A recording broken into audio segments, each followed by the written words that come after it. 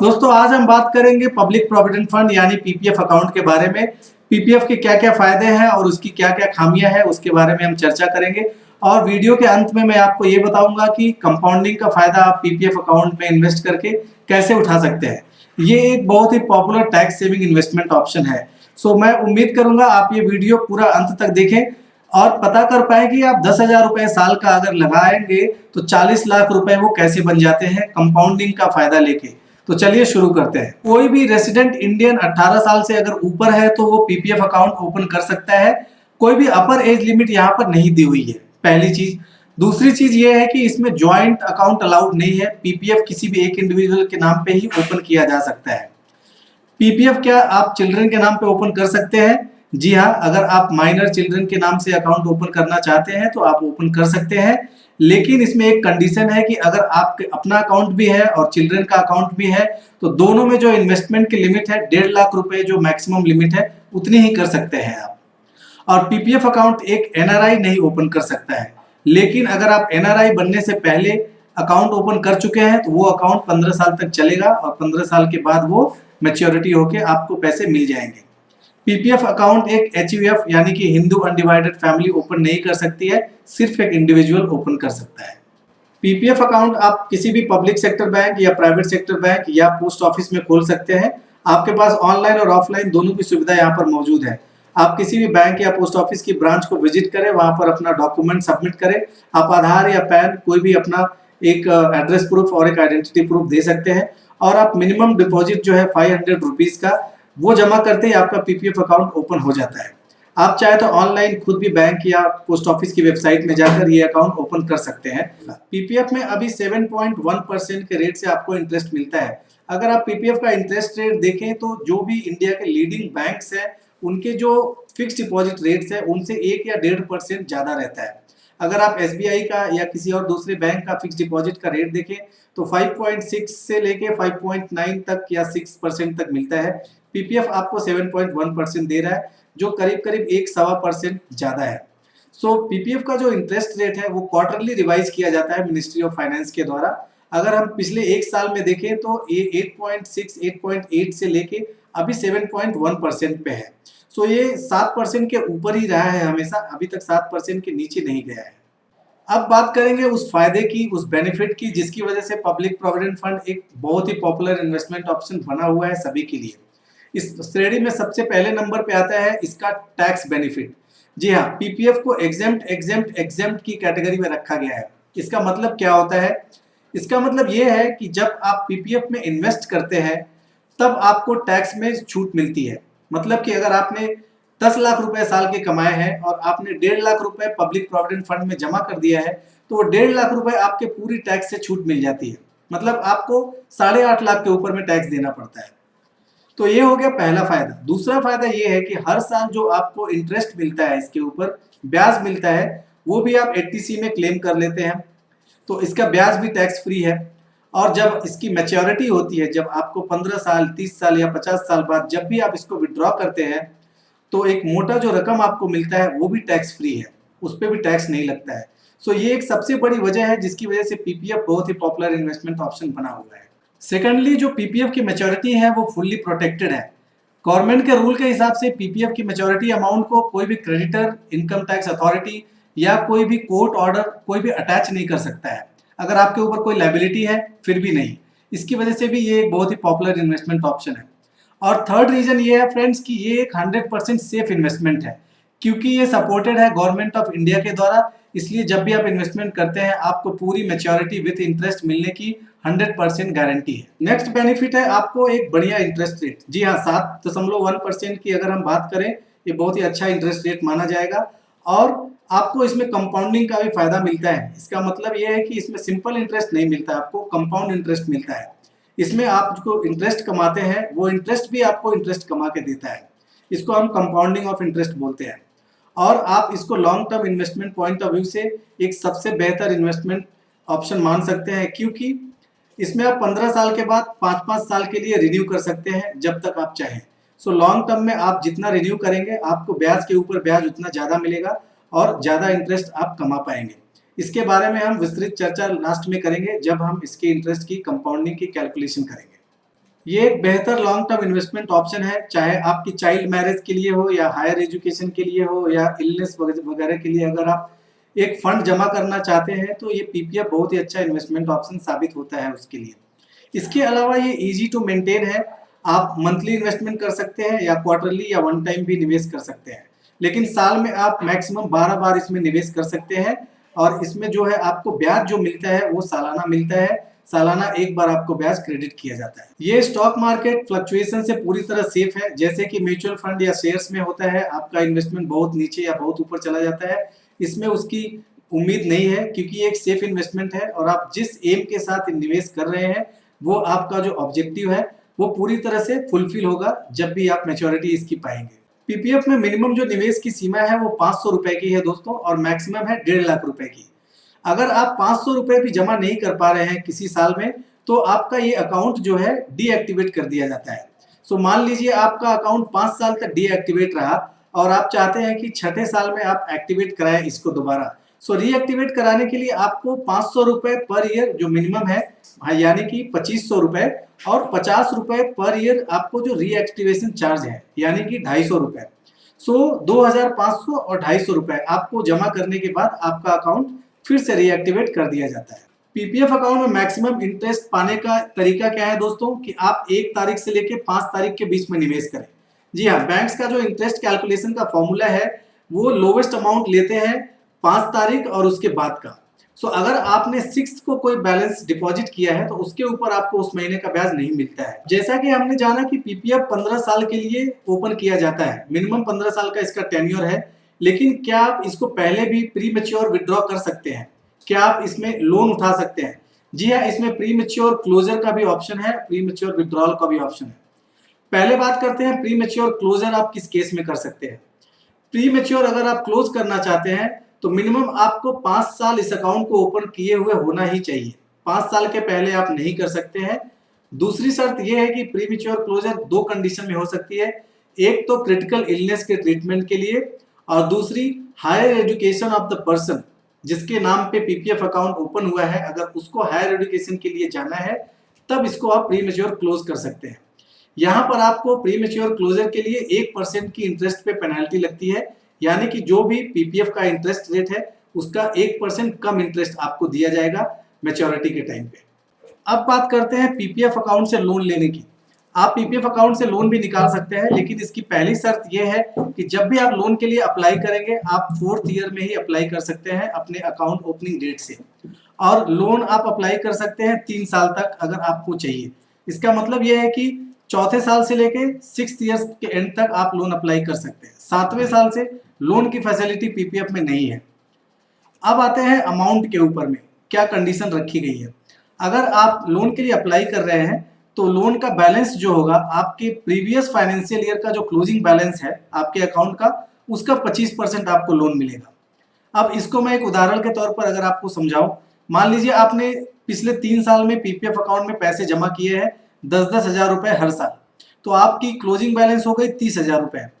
जब आप चौथे साल में लोन के लिए अप्लाई करेंगे तो आपको 30,000 का 25% यानी कि 7,500 रुपए लोन के रूप में आप ले सकते हैं। और वही दूसरी तरफ मान लीजिए आप 5वें साल में अगर अप्लाई करते हैं तो पिछला 4 साल का क्लोजिंग बैलेंस मान लीजिए 40,000 रुपए हो गया, 10-10 हजार करके, तो 40,000 का 25% यानी कि 10,000 रुपए आप लोन के रूप में ले सकते हैं। प्री मैच्योर विड्रॉल की बात करते हैं दोस्तों। कभी ऐसा हो सकता है किसी जरूरत की वजह से पैसे बीच में निकालने पड़े पीपीएफ अकाउंट से, तो इसमें प्री मैच्योर विड्रॉल की फैसिलिटी दी गई है, लेकिन प्री मैच्योर विड्रॉल की फैसिलिटी आप 7th ईयर ऑनवर्ड्स ही ले सकते हैं। आपका 6 साल कंप्लीट हो गया अगर पीपीएफ अकाउंट ओपन किए हुए, तो 7वें साल से आप प्री मैच्योर विड्रॉल के लिए अप्लाई कर सकते हैं। अब इसमें कंडीशन क्या है?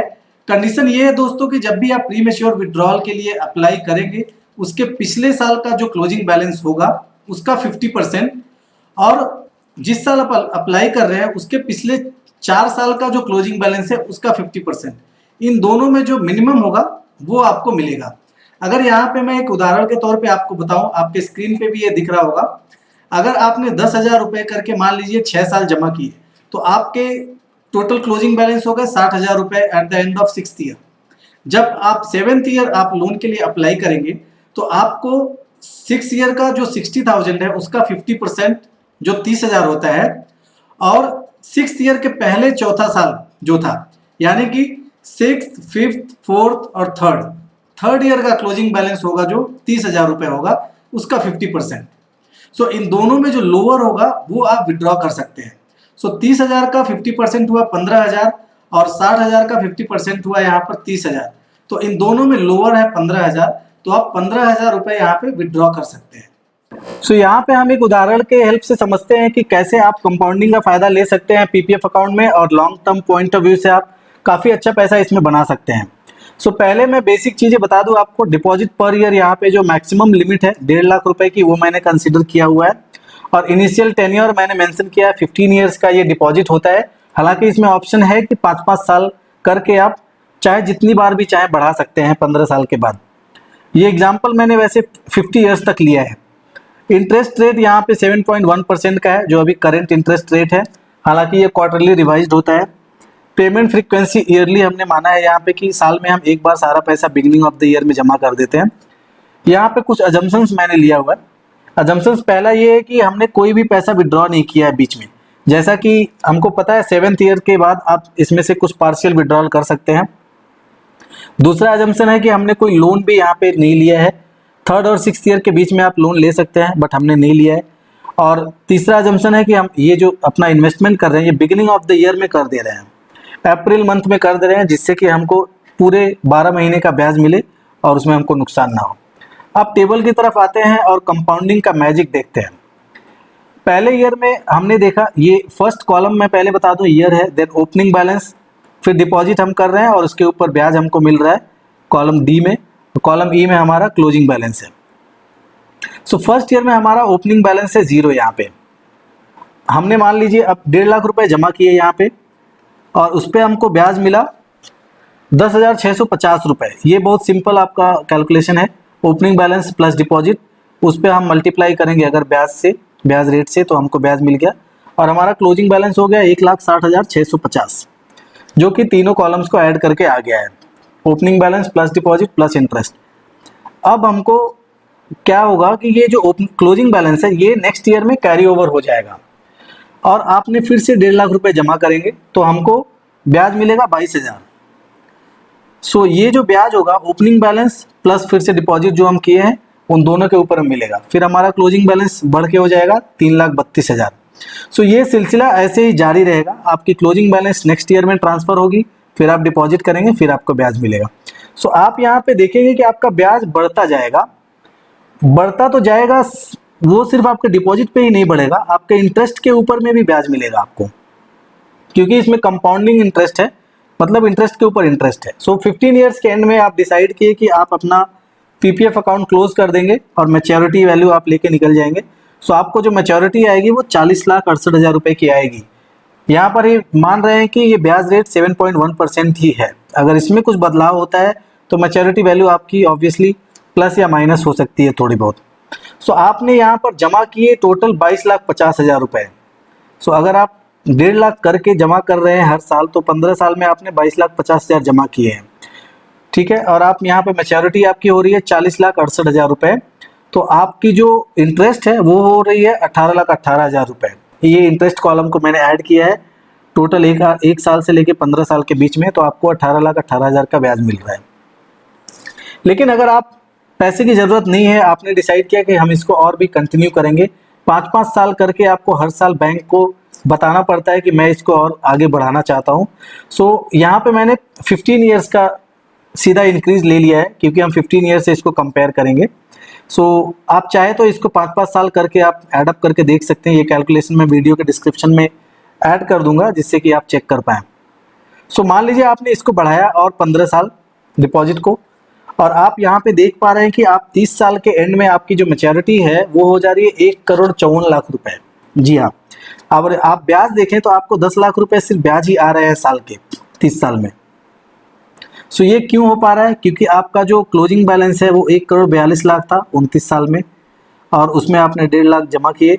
तो आप ये देखिए 1,42,00,000 प्लस 1.5 लाख आपने जमा किए, उसके ऊपर 7.1% से आप ब्याज दे लेंगे, तो आपको मिल जाएगा 10,24,000। सो आप यहाँ देख पा रहे हैं कि आपका जो फर्स्ट 15 ईयर का ब्याज था वो था 18,18,000 रुपये, और नेक्स्ट 15 ईयर्स का जो ब्याज है वो है 91,32,000। जमा आप वही कर रहे हैं 1.5 लाख रुपए, तो ये ब्याज आपको आ कहाँ से रहे हैं? ये ब्याज आपको आ रहे हैं ब्याज के ऊपर जो ब्याज मिल रहा है उसमें से आ रहे हैं आपको। सो ये डिफरेंस देखिए 15 और 30 ईयर्स का। मान लीजिए आपने फिर इसको 10 ईयर्स के लिए इंक्रीज किया, आप बोले कि अभी 10 ईयर्स और 31 to 40 इसको इंक्रीज करते हैं।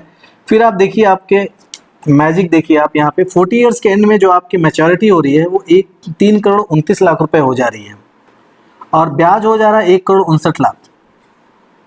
सो अगर ऐसे ही आप अगर इसको इंक्रीज करते रहे और एंड ऑफ द 50 ईयर्स पे आप देखते हैं, सो आपका जो टोटल मैच्योरिटी वैल्यू हो जा रहा है वो हो रहा है 6,75,00,000 रुपए। और ये देखिए लास्ट 10 ईयर्स का इंटरेस्ट देखिए आप, लास्ट 10 ईयर्स का अगर आप इंटरेस्ट देख रहे हैं तो वो हो रहा है 3,31,00,000 रुपए, 41 से 50 के बीच का।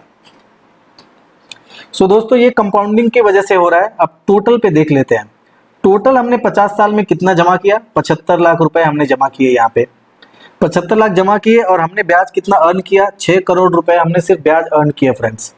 और टोटल मैच्योरिटी हमारी हो जा रही है, ये अगर आप अमाउंट डिपॉजिट प्लस इंटरेस्ट को ऐड करते हैं तो हमारा टोटल मैच्योरिटी यहाँ पे 6,75,00,000 रुपए आ रहा है। सो ये है कंपाउंडिंग का मैजिक। अगर आप इसमें जितना लंबा समय तक बने रहेंगे उतना ज़्यादा आपको फायदा मिलेगा इसमें।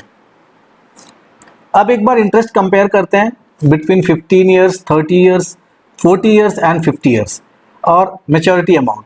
सो पहले 15 साल में आपकी मैच्योरिटी थी 40 लाख और ब्याज था 18 लाख।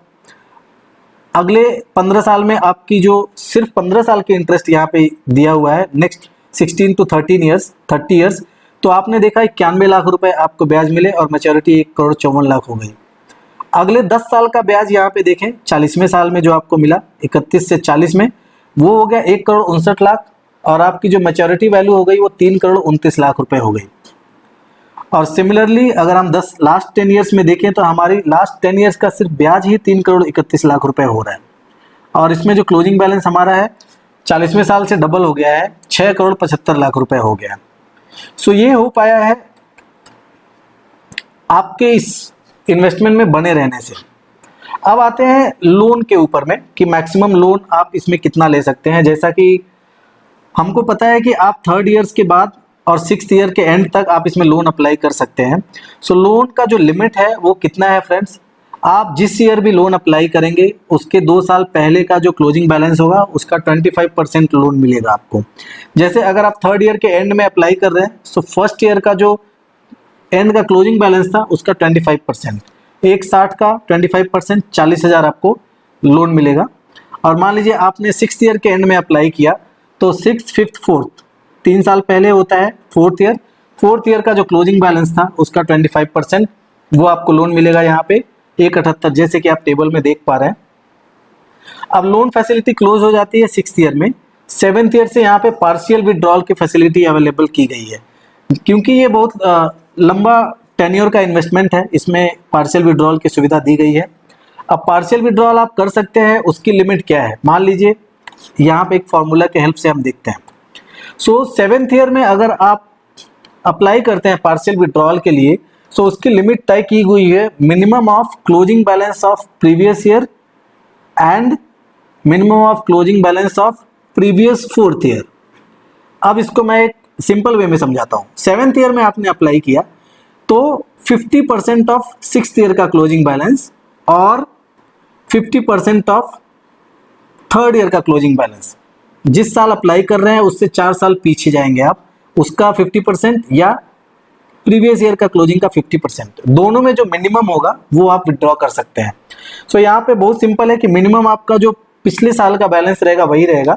सो 5,16,000 यहाँ आप देख सकते हैं एग्जाम्पल में, इसका 50% ही आपको मिलेगा, जैसा कि हम यहाँ पे देख पा रहे हैं 2,58,000 रुपए। सिमिलरली यहाँ पे सारे कैलकुलेशन दिए गए हैं, जिस साल में भी आप मान लीजिए आप 14th ईयर में आपको जरूरत पड़ी तो 13th ईयर का क्लोजिंग बैलेंस और फिर उसके 3 साल पहले जाके 10th ईयर का क्लोजिंग बैलेंस, दोनों का 50%। सो यहाँ 22,30,000 का 50% कम रहेगा, सो आपको 11,11,000 आप लोन विड्रॉ कर सकते हैं। सो यहाँ पे विड्रॉल का सारा कैलकुलेशन दिया गया है। अब मैं आपको बता दूं कि ये तो है 1.5 लाख रुपए मैक्सिमम हम डिपॉजिट कर रहे हैं। अब हो सकता है कि आप 1,50,000 जमा ना कर पाए कोई कम करता है, कोई ज़्यादा करता है। एक कम अमाउंट डाल के हम देखते हैं। जैसा कि मैंने वीडियो के शुरू में दिखाया था कि 10,000 रुपये आपके कैसे 45 लाख बन जाते हैं, वो यहाँ पे हम देखेंगे। आपने 10,000 रुपये हर साल जमा किया और आप देखिए आप कितना हो जाता है आपका, 15 साल में वो हो गया 2,71,000 रुपये। आपने जमा किए 1.5 लाख रुपए, वो हुआ 2,71,000, जिसमें कि आपका इंटरेस्ट है 1,21,000 रुपये। अब इसको हम सेम कैलकुलेशन सेम रहेगा, इसको हम जस्ट 50 ईयर के एंड में देखते हैं। हमारा 50 ईयर के एंड में हमारा जो मैच्योरिटी वैल्यू हो जाती है वो हो जाती है 45 लाख रुपए दोस्तों। जी हाँ, आपने जमा किया सिर्फ 5 लाख रुपए, 10,000 रुपये हर साल। ये आई थिंक कोई भी कर सकता है 10,000 रुपये हर साल जमा, और उसको अगर आप 50 साल तक लेके जाते हैं तो आप 40 लाख का ब्याज कमाते हैं और आप 45 लाख रुपए टोटल मैच्योरिटी वैल्यू लेके जाते हैं। ये कंपाउंडिंग के मैजिक से हो रहा है। सपोज अब ब्याज रेट जैसा हमने देखा कि यहाँ पे फिक्स नहीं है। ब्याज रेट का मैं आपको पहले टेबल दिखा देता हूँ यहाँ पे, और हम देखते हैं कि पिछले कुछ सालों में ब्याज रेट क्या रहा है। अगर हम देखें तो यहाँ पे 17-18 से मैंने यहाँ पे टेबल दिया है, 7.8% था, फिर 7.6% हुआ, कम हुआ है, फिर उसके बाद बढ़ के ये 8% हो गया था। अब 19-20 में ये था 7.9%, और अभी कुछ क्वार्टर से ये 7.1% पे फिक्स है। सो ये बढ़ भी सकता है, घट भी सकता है, जैसा हम देखते हैं, लेकिन ये 7% के नीचे पिछले 40-50 साल में 7% के नीचे नहीं गया है, बट फ्यूचर नहीं देखा हमने। सो मान लीजिए ये 6.9% हो गया, और ये हम 1.5 लाख अपना रख लेते हैं। सो 6.9% पे हमारी मैच्योरिटी क्या हो जाती है, यहाँ पे मैं अगर आपको दिखा सकूं, सो ये देखिए आपकी मैच्योरिटी वैल्यू हो गई 6,30,00,000 रुपए। जो हमारा 6,75,00,000 था, सिर्फ 20 पैसे ब्याज घटने की वजह से ये हो गया है 36, मतलब कि 45 लाख के आसपास का आपका यहाँ पे घट गया है। अब इसको मान लीजिए 7.5 हम कर दें, जैसा कि हमने देखा पिछले सालों में ये 7.6, 7.8 भी रहा है। सो 7.5 करने से आपकी मैच्योरिटी हो गई यहाँ पे 7,78,00,000। 6.75 से 7.78 हो गई, 1 करोड़ से ज़्यादा का आपका बढ़ गया यहाँ पे ब्याज आपका। सो टोटल मैच्योरिटी भी आपकी बढ़ गई। सो यहाँ पे आप क्लोजिंग बैलेंस भी देख सकते हैं। सो ये है आपका पीपीएफ में लॉन्ग टर्म में बने रहने का फायदा। सो दोस्तों, आपने देखा पावर ऑफ कंपाउंडिंग, कैसे 10,000 रुपए 40 लाख रुपए बन गया 50 साल के पीरियड में, और 1.5 लाख रुपए कैसे 7 करोड़ के आसपास बन गए। ये है power of compounding, power of PPF. मेरे हिसाब से फैमिली में एक पीपीएफ अकाउंट होना ही चाहिए, क्योंकि ये वाकई एक अच्छा लॉन्ग टर्म इन्वेस्टमेंट ऑप्शन है। और इस वीडियो के बारे में आप अपनी राय जरूर दीजिएगा। अगर आपको अच्छा लगा वो वीडियो तो आप लाइक करिएगा, अपने फ्रेंड्स के साथ, फैमिली के साथ शेयर करिए, जिससे कि उनको भी इसका लाभ मिल सके, वो भी इसके बारे में जान पाए। और अगर आप चैनल अभी तक सब्सक्राइब नहीं किए हैं तो जरूर सब्सक्राइब करें, बेल आइकन को प्रेस करना ना भूलें, जिससे कि आप मेरे फ्यूचर के सारे वीडियोस को देख पाएं, उसकी नोटिफिकेशन आप आसानी से प्राप्त कर सकें। मिलते हैं अगले वीडियो में, धन्यवाद।